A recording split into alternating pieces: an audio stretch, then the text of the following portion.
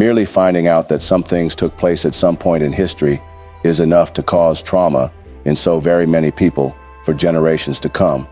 You just say the words concentration camps, and the minds of most people will instantly conjure images of World War II and the atrocities committed by the Nazis in their imagination. However, the cruel reality is that such inhumane institutions existed long before Adolf Hitler's reign of terror. Have you ever heard of the Devil's Punch Bowl in Natchez, Mississippi, US of A? This sinister site was a death camp in the United States that operated with impunity, perpetrating unspeakable horrors on its victims, black victims to be precise. This concentration camp was so horrific it was erased from history. The Devil's Punch Bowl is a place where the very fabric of humanity was torn apart, where the rules of war were bent and broken, and our dear blacks were treated far less than things with souls, regardless of all that they had sacrificed for the Union during the Civil War, for which they were betrayed in the end, after it all. The kind of cruel things done to a large number of blacks in the punch bowls at Natchez was beyond evil. Countless numbers of them were incarcerated in a pit with high walls, fathers, mothers, children, all trapped in there by whites for the mere pleasure of watching them all embrace extreme suffering, which would inevitably lead to the brutal annihilation of each and every one of this black population, over 20,000 of them. It's an ever-crying death, the history, an ever-crying story of human torture. Unfortunately, this story, like so many others, has been drowned beneath a ravine filled with pain and suffering. The United States has a deep-rooted history of racially motivated mass killings that were frequently denied and went undocumented by authorities. This observation has been discussed a number of times already by keen observers. In June of 2021, for instance, a formidable national American daily newspaper, USA Today, discussed the same observation in one of its editorials. We are this day reminded of the poignant words of writer and activist James Baldwin when he said in 1963, "American history is longer, larger, more various, and more terrible than anything anyone has ever said about it." This terrible deed of 1863 is an excellent example in honor of James Baldwin's quote, "Just when you think that you've heard it all, another news pops up." However, while we journey back into this long clandestine past of black history, we'll like you to encourage our efforts by hitting the thumb button. Share this video with friends and family to keep spreading our eye-opening black narrative, and subscribe to stay tuned in if you are yet to. Without further ado, let us hit the road for the journey down memory lane.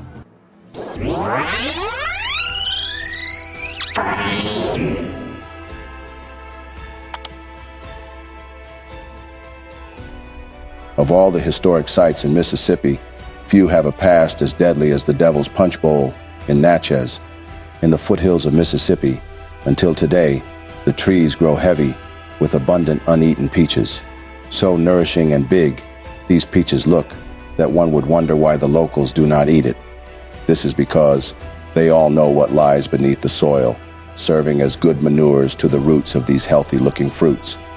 Several tales have haunted the grounds of the Devil's Punch Bowl for decades, from pirates, which local legend would say once used the secluded area as both a hideout and a spot to bury their loot, to planes crashing.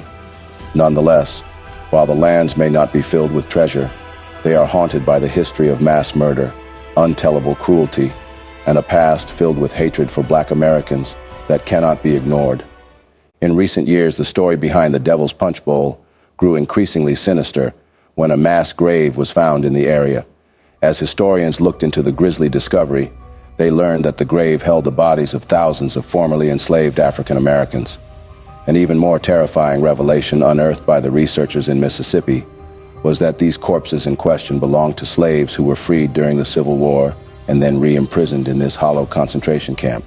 The American Civil War, which erupted in 1861, played a significant role in the dark history of the Devil's Punch Bowl. The war was led by several notable figures, including President Abraham Lincoln, who played a crucial role in shaping the Union's strategy and false commitment to ending slavery. Other key Union leaders included General Ulysses S. Grant, who served as General-in-Chief of the Union Army, and General William Tecumseh Sherman, who led the March to the Sea. On the Confederate side, President Jefferson Davis and General Robert E. Lee were the most prominent leaders. Lee, who served as General-in-Chief of the Confederate Army, was a highly respected military leader who played a key role in several Confederate victories.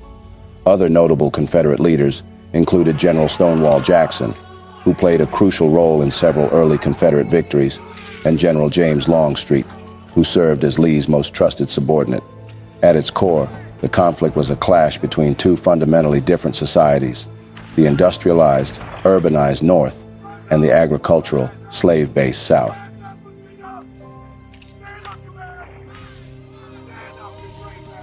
For decades, tensions had been simmering between the two regions over issues like slavery, states' rights, and economic and cultural differences. The North, which had undergone rapid industrialization and urbanization, saw slavery as morally reprehensible and economically inefficient. In contrast, the South's economy, society, and very identity were deeply entrenched in the institution of slavery. The region's agricultural economy, which relied heavily on labor-intensive crops like cotton, tobacco, and sugar, was utterly dependent on the forced labor of enslaved Africans. The South's wealthy planters and farmers saw slavery as essential to their way of life, and their economic survival seemed inextricably linked to the perpetuation of bondage. This entrenched commitment to slavery ultimately contributed to the South's secession from the Union and the outbreak of the Civil War. The opening salvo of the American Civil War was fired when Confederate forces unexpectedly attacked Union troops garrisoned at Fort Sumter in Charleston Harbor, South Carolina, setting the stage for a brutal and divisive conflict. The Confederacy, led by President Jefferson Davis, had seceded from the Union in the months following Abraham Lincoln's election as president in 1860. The Confederacy saw Lincoln's victory as a threat to their way of life, which relied heavily on slavery. The early years of the American Civil War saw several pivotal battles, with the First Battle of Bull Run standing out as a significant Confederate victory. Fought on July 21, 1861, it was the first major battle of the war, marking the beginning of a brutal and devastating conflict that would span 4 years and claim the lives of hundreds of thousands of Americans. President Abraham Lincoln, under public pressure, ordered an attack against General Winfield Scott's advice. Union troops, largely untrained, marched towards Manassas Junction, but were met by Confederate forces, equally untrained, who had ridden the rails from the Shenandoah Valley.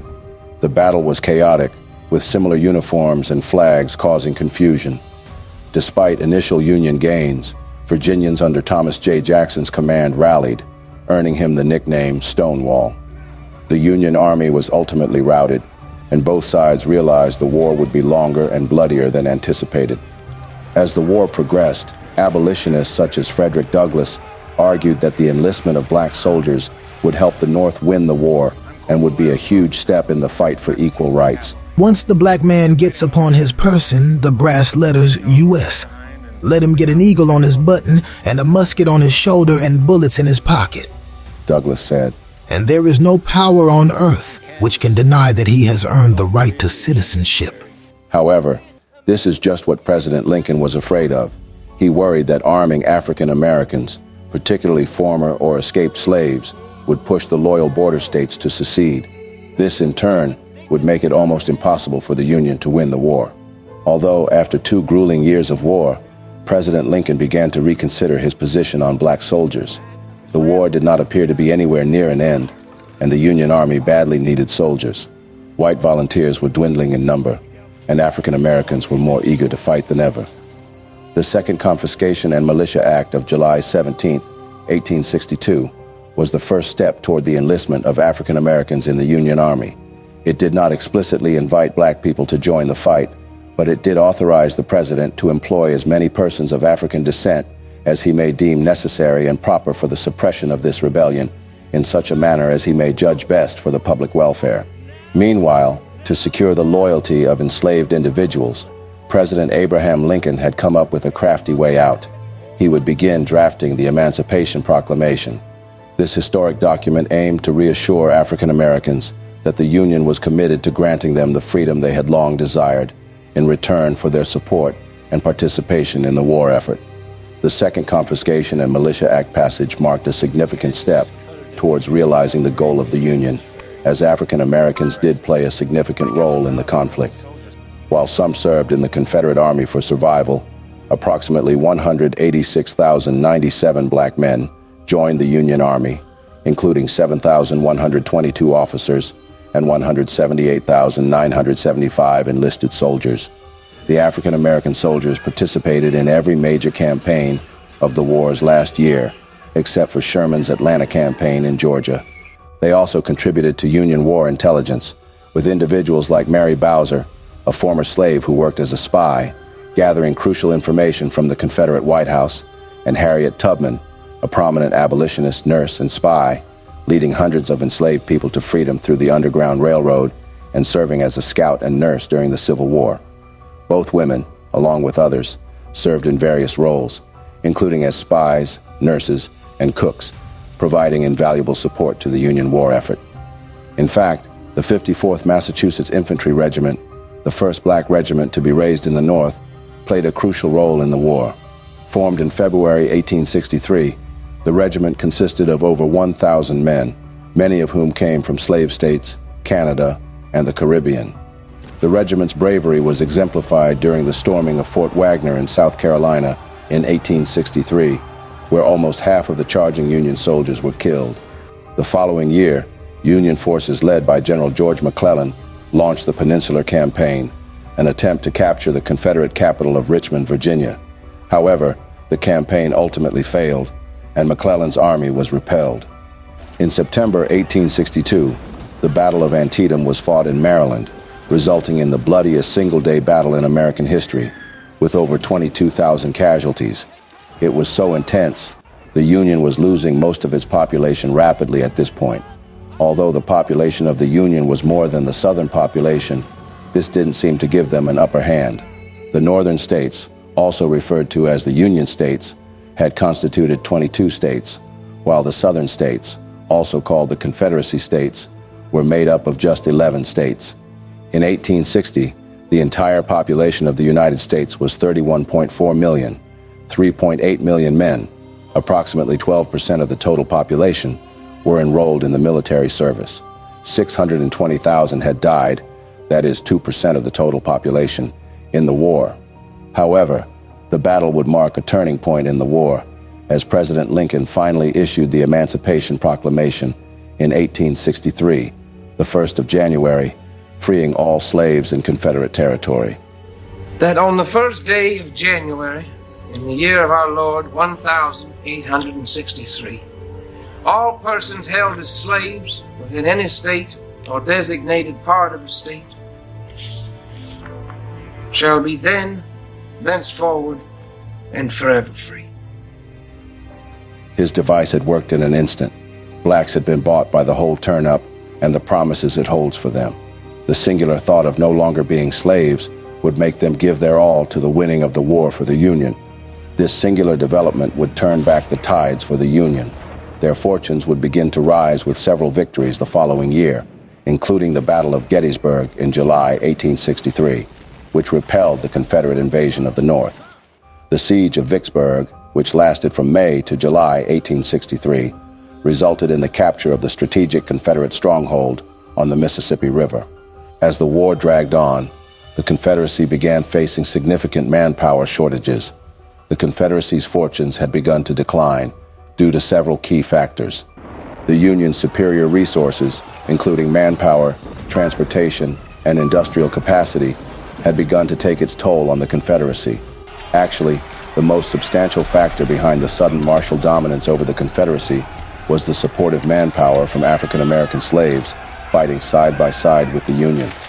African Americans, eager to fight for their freedom by fighting for the Union, had enlisted in large numbers. However, they were not treated as equals. They were segregated into separate units, such as the United States Colored Troops, USCT, and were often subjected to discriminatory treatment, including lower pay, inadequate equipment, and poor living conditions. Despite these challenges, African American soldiers, including free individuals and runaway slaves, played a crucial role in the Union's ultimate victory. They fought bravely in numerous battles, including the Battle of Fort Wagner, where the 54th Massachusetts Infantry, a black regiment, suffered heavy casualties. Tragically, African American soldiers died in very large numbers compared to their white Union counterparts. According to historical records, approximately 40,000 African American soldiers lost their lives during the war, accounting for nearly 20% of all Union casualties. The American Civil War in general resulted in an estimated 620,000 to 750,000 deaths, including both soldiers and civilians. This war had also led to the abolition of slavery, as the 13th Amendment to the Constitution was later on ratified.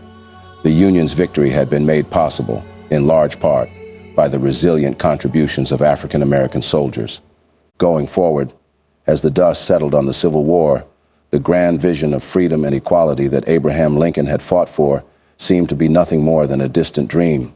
The Emancipation Proclamation, which had beckoned black slaves to join the Union's fight for freedom, had been a resounding success. For 2 long, bloody years, these brave men had fought shoulder to shoulder with their white comrades, defeating the Confederacy and shattering the shackles of slavery. But as the newly freed slaves basked in the glory of their hard-won freedom, they were met with a painful, betraying reality. The very nation which they had fought and died for was woefully unprepared to grant them the full citizenship they so rightly deserved. Instead, they were forced to navigate a treacherous landscape of poverty, segregation, and violence. These newly freed slaves were faced with an increasingly dire situation now. They had been denied the basic necessities of life, education, money, and dignity during their enslavement. And now that they were so-called emancipated and free, they had literally nothing on them. Neither was their predicament for a second looked into. They had been freed for nothing. In their precipitous situation, they were better off being slaves than left free and empty in the streets, starving with their families, having entirely nothing to carry them on. They were forced instead to eke out a meager existence through sharecropping, renting land from their former owners, and toiling endlessly to eke out a living. The cycle of poverty was suffocating, and the once promising dream of freedom began to fade. It was all an illusion. The Emancipation Proclamation was designed to help the Union win the Civil War and thus preserve the Union. To fight against slaveholders without fighting against slavery is but a half-hearted business, wrote Black abolitionist Frederick Douglass. War for the destruction of liberty must be met with war for the destruction of slavery. Abraham Lincoln had taken that as a weapon to achieve his end. As soon as the winning of the war was achieved, he was fulfilled. As the years passed, the situation of these freed blacks grew increasingly dire. Starvation, segregation, and brutal violence became an all too familiar reality. The specter of the Fugitive Slave Act of 1850 loomed large, casting a long shadow of fear over the lives of free blacks. The constant threat of being recaptured and returned to a life of servitude hung over them like the sword of Damocles. It was against this backdrop of desperation and fear that a massive exodus of freed black slaves began. Over 110,000 souls fled the North, seeking shelter and a new start in the uncertain landscape of the post-war South. Many would pass through Natchez, Mississippi, a city that would soon become a crucible of historic violence and hatred. By 1860, Natchez was a city on the brink. Its population of 6,612 was a combustible mix of 4,272 whites, 2,132 freed slaves, and 208 free blacks. But as the decade wore on, the city's demographics shifted dramatically.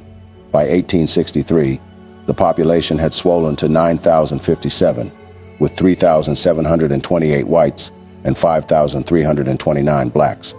But as these blacks who had been released from the plantations of slavery overran Natchez in their desperate search for survival, the pitiable population went from about 10,000 to 120,000 in one night. This drastic increase in the black population raised tensions in the city.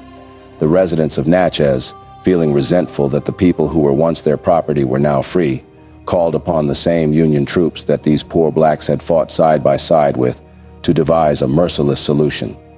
It was in this cauldron of reasonless hatred, envy, and ill will that the Devil's Punch Bowl was born.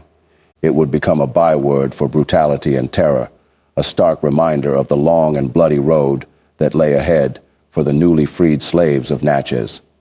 The Devil's Punch Bowl is a naturally enclosed area in Natchez City, Mississippi. It got its name from the unique appearance it carries, resembling a bowl-like hollow. This camp, located at the bottom of a cavernous pit with trees on the bluffs above, was seen by the Union troops as the perfect place to harbor their captives. According to Don Estes, historian and former director of the Natchez City Cemetery, the Union decided to build an encampment for the freed blacks at the Devil's Punch Bowl and walled it off so that there'd be no escape for any of them. The Devil's Punch Bowl consisted of 3 camps, all used by the troops to imprison these already freed black slaves and put them in conditions far worse than those on the plantations. This was another concentration camp. Men were made to do unthinkably hard labor, while women and children were left behind in the camp and usually deprived of food and water. The harsh weather conditions, arduous work, malnutrition, and poor hygiene would lead to a variety of health problems: fatigue, smallpox, and other insane diseases. Experts estimate that in just 1 year, more than 20,000 freed black people died at the Devil's Punch Bowl. The death rate was so incredibly high that these prisoners had begged the troops to let them go back to the plantations, but their pleas fell on deaf ears. Paula Westbrook, historian and paranormal researcher, explained that the army didn't let the black people remove the bodies of the deceased from their midst. They just threw down some shovels and told the prisoners to bury the bodies exactly where they died. But these prisoners had already become too tired and enfeebled with incessant suffering, thus were unable at this point to dig reasonably into the ground to properly cover their dead ones. The increasingly decomposed bodies would cause more diseases, and more deaths struck the camp. James E. Yateman, a bank founder and philanthropist of the Western Sanitary Commission, visited the Devil's Punch Bowl in November 1863 and wrote an appeal to President Lincoln regarding the condition of the formerly enslaved black Americans. Lincoln did nothing. Yateman had written thus: 75 blacks died in a single day. None were returned to their masters on account of their suffering. Despite the tedious and backbreaking jobs that were assigned to them, they were usually killed on a daily basis. At least a record of 20,000 deaths of men and women were recorded in a year. Without any hint of remorse or sympathy, the Union troops continued to mistreat these black Americans, not giving them any chance to leave the camp, not even to bury their dead. The dead were buried wherever they dropped, as commanded by the troops, and they had continued dying. As Westbrook noted, the people who dreamed of building their lives away from the master's whip ended up owned, tortured, and enslaved once again. They never got the chance to build their businesses, amass wealth, and provide a good life for their offspring. They never got to experience true happiness, true freedom. As at today, occasional flooding by the Mississippi River brings out skeletal remains from the mass graves that adorn the former encampment. This proves that there was indeed a plethora of deaths that happened there at some point in time. Not just this, to substantiate the fact that most blacks were killed in the camps, let's take a look at the bluffs in the Devil's Punch Bowl. They are known for their massive abundance of wild peach groves, but these peaches remain uneaten by the locals even till date. This is because the locals are conscious of the evil carried out by their progenitors. They have been told, even though they tried their best to convert the entire chronicle of events into their favor, they couldn't just ignore this truth. Eating fruits fertilized by the flesh and blood of innocent humans? Nah, that would be way too extreme. Carefully considering the entire happenings in the 1860s reveals every possible reason there should be reparations made to the entire black community, which does not even make up for the lot. There are no questions anymore as to why blacks have been the targets of such hatred throughout the entire history of the Americans. The hatred is reasonless. The Devil's Punch Bowl, going forward, was not an isolated incident.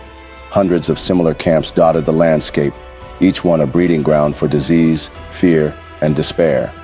Abigail Cooper, an assistant professor of history, delved into the heart-wrenching experiences of African Americans in these refugee camps during the Civil War. Her research revealed a staggering truth. Over 200 camps had been established, funneling more than 800,000 African Americans passing through them at some point. Most residents were slaves or ex-slaves, fleeing the clutches of their enslavers and the Confederate Army. Others came to find family members who had been sold to different slave owners. By looking at this in-between moment when slavery's end was possible but not assured, African Americans had begun to make and live out freedom on their own terms, Abigail Cooper informs. African Americans gathered to forge a monumental psychological transformation from knowing America as their enslaver to envisioning America as their home. Conditions in many of the camps were squalid, and disease was common. Black refugees lived in constant fear and terror of raids from Southern whites. At one point, the Confederate Army plundered and burned Slabtown to the ground. Whites also lived in the camps, most of them seeking shelter from the war. They were treated differently from blacks. They received more rations and better treatments than the blacks. A rations list Cooper discovered for a camp in New Bern, North Carolina, shows that 1,800 whites received 76.5 barrels of flour over the course of 3 months in 1862 to 1863. During the same period, the 7,500 blacks there received 19 barrels only. But despite the hardships and oppression, these refugee camps offered these formerly enslaved people their first opportunity to savor freedom, reunite as families, and lay the groundwork for a new society and religion. These black families had begun giving life a try, strangely relishing what it feels like to not be the property of a fellow human, what it feels like to start up what could be called a home. Never before had so many former slaves of so many different cultures gathered in such concentrations with the possibility of freedom near. There was an exchange of ideas, traditions, and rituals that fostered literacy and education and led to religious revivals. Camp inhabitants compared their plight to the Israelites in the desert in the book of Exodus, freed from slavery, but not yet delivered to their new country. The refugees' struggles were a stark reminder that freedom was not a destination, but a journey, one that would be marked by countless challenges and hardships. Families reunited, and people from various cultures and traditions came together. Some camps had access to education. For many blacks then, a good pair of shoes was a crucial possession. On plantations, masters kept slaves' footwear locked up at night so they could not escape. A good pair of shoes was necessary to make the difficult trek, sometimes through forests and rocky terrain, to the camps. Without shoes, one could more easily be picked out in a crowd as an escaped slave, and kidnappers lurked, attempting to sell people back into slavery. African American refugees found creative ways to protect themselves. Some even crafted makeshift footwears from plantain leaves, which had a strong smell that helped throw off the scent of the hounds used by patrollers and former owners. A common song went like this: I got shoes, you got shoes, all of God's children got shoes. When I get to heaven, I'm going to put on my shoes. The journey to freedom was long and fraught with danger. Racial terror and lynchings were common, and many black people were brutally injured or killed. These retaliatory killings were often unaccounted for, but left a lasting impact on the black community. In remembering the Devil's Punch Bowl, we confront a painful chapter of American history, but we must do so to ensure such atrocities are never repeated. The suffering of those who were imprisoned, starved to death, and forced into labor to the breakdown in this cruel encampment must never be forgotten. Their plight serves as a stark reminder of the horrors of racial oppression and the long struggle for freedom and equality. In closing, after uncovering the history of the Devil's Punch Bowl, with some crucial implications we learned, America's history of intentionally not documenting events highlights its racist history. Like prominent journalist Ida B. Wells puts it plainly, the way to right wrongs is to turn the light of truth upon them. In short, by uncovering black mass murders and addressing America's history of racial violence, we can finally begin reconciling with the past. That brings us to the end of yet another eye-opening video. Just don't forget to like, share, and reach out to us in the comment section to share thoughts. We're always delighted to pick from them if it helps our work. You'd be kind as well to subscribe and stay tuned into our channel if you are yet to. We have your interest in mind. Thank you for watching, and see you in the next one.